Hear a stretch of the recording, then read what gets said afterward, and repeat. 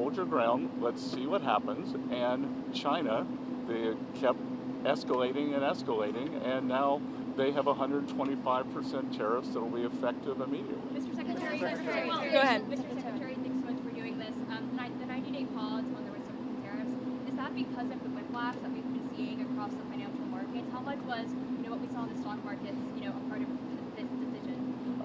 No, it's because because of the large number of inbounds, we've had more than 75 countries contact us, and I imagine after today there will be more.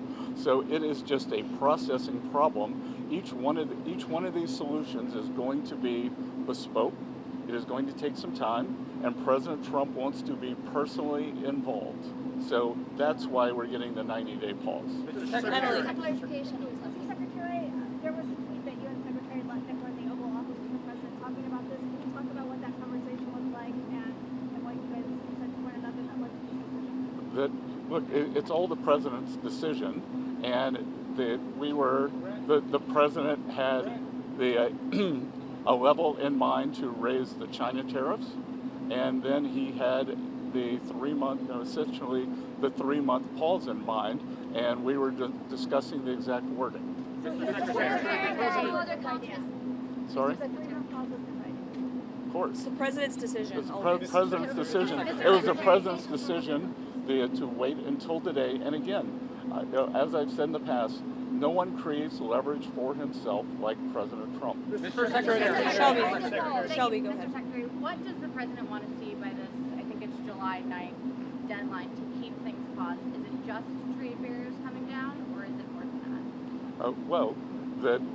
These are trade negotiations, but if countries want to come and offer other things, I talked about yesterday that we are thinking about a big LNG project in Alaska that South Korea, Japan, Taiwan are interested in financing and taking a substantial portion of the offtake. But again, in essence, that is trade because it will decrease the trade deficit that we have with those countries. So everything's on the table. Raquel, go ahead. A clarification on the pause. What happened to those countries who just had 10% baseline tariffs, like Brazil and others? Are they still going to have this 90-day pause? Because you were saying that there will be a tariff of 10% for others. So what happened to those who just had a 10%? Yeah, that's going to remain. And do you call this an embargo to China? Pardon? You call this an embargo to China, a trade embargo? I'm not sure what you mean by the word embargo. 125% tariffs, like those, and then impose 84%. Isn't this an embargo? Well, it's not. It's China's decision that we have the deficit with them. They sell us almost 5 times what we sell them. So again, I think it's an own goal by China. Mr. Secretary Meredith. Mr. Secretary, with this, does this signal that you're confident that you're going to be able to strike a satisfactory deal with all these 75 nations that approach you?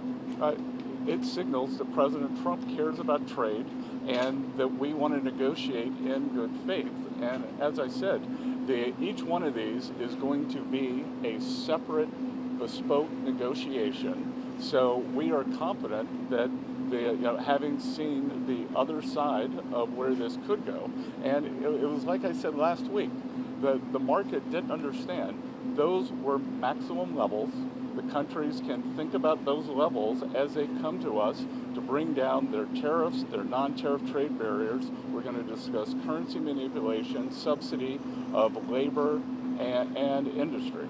Secretary, as far as you, will the pause also apply to the sectoral tariffs that the President has announced, pharma, lumber, anything else? No, it's on the reciprocal. So those will still be coming here soon, right? Mr. Correct. Secretary, As far as the negotiations with the 75 Andrea, go countries, ahead. Mr. Secretary, so I want to ask you about what you're doing here. So the market is reacting crazily, right? I haven't seen it. Do you think that this move is going to sort of change and calm down the market reaction? What? Do you think the markets have tanked, right? There's been a lot of volatility in the market, not just in terms of stock markets, but also in terms of bonds. So will this move, in your mind,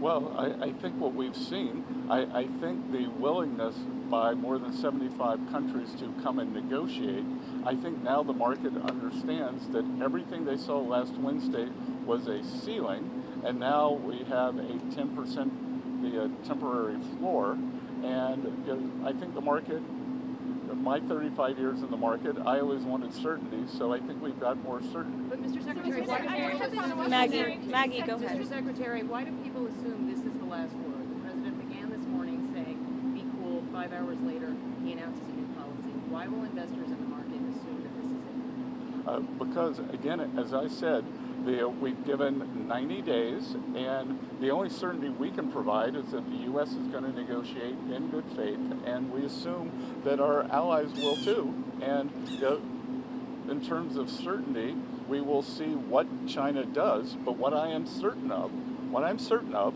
is that what China is doing will affect their economy much more than it will ours, because they have an export-driven, flood the world with cheap export models, and the rest of the world now understands, because when we put up our tariff wall, those exports were already flowing to the rest of the G7 and to the global south. And you think Mr. Secretary, Secretary, how much of this decision was driven by the bond market cratering overnight? What is happening with bonds? Is China selling their bonds? I have nothing that says that, and we actually had quite a good 10-year auction today, and all this was, again, this was driven by the president's strategy. He and I had a long talk on Sunday, and this was his strategy all along, and that, you might even say that he goaded China into a bad position. They responded. They have shown themselves to the world to be the bad actors, and we are willing to cooperate with our allies and with our trading partners who did not retaliate. It wasn't a hard message. Don't retaliate. Things will turn out well. What's your message to the Political articles Mr. saying that Secretary, the countries were these getting calls back. negotiations with these 75 countries? How long will that take? Will it be a matter of weeks? Will it be a matter of months? Do you expect financial markets to be stable during that time period? Well, we've started with a 90-day pause, and we will see if more countries turn up, what will happen. But we have a meeting with Vietnam today, and we have one of the largest trade deficits with them, so I'm hoping it will move in a good direction. I was at the Japanese ambassador's house last night for the Cherry Blossom Festival, which was quite festive, and he and I had a good chat. They are going to send a deal team over. So we'll see. These are complicated negotiations. These are imbalances that have taken decades to create. But I think, having seen the maximum level that Donald Trump is willing to go to, President Trump has created this negotiating leverage. Excuse me, everybody. Excuse me. The secretary is obviously a very busy man. As he has said, he's had more than 75 countries that the trade team has to respond to. I'd just like to end with this. For decades, Republicans and Democrats have said that these unfair trade practices are ripping off the American people, are ripping off our country, but nobody has ever done anything to address it. We finally have a president here at the White House who is playing the long game, who is doing what is right for the American worker and our industries here at home, and he has put together a fantastic team in Secretary Bessent, Secretary Lustnick, the entire trade team, who will be focusing on negotiating these good deals to put the American workers first, and we're going to get to work to do that. Thank you. What about the EU? What about the EU? They retaliated this morning. Why aren't they being treated like China?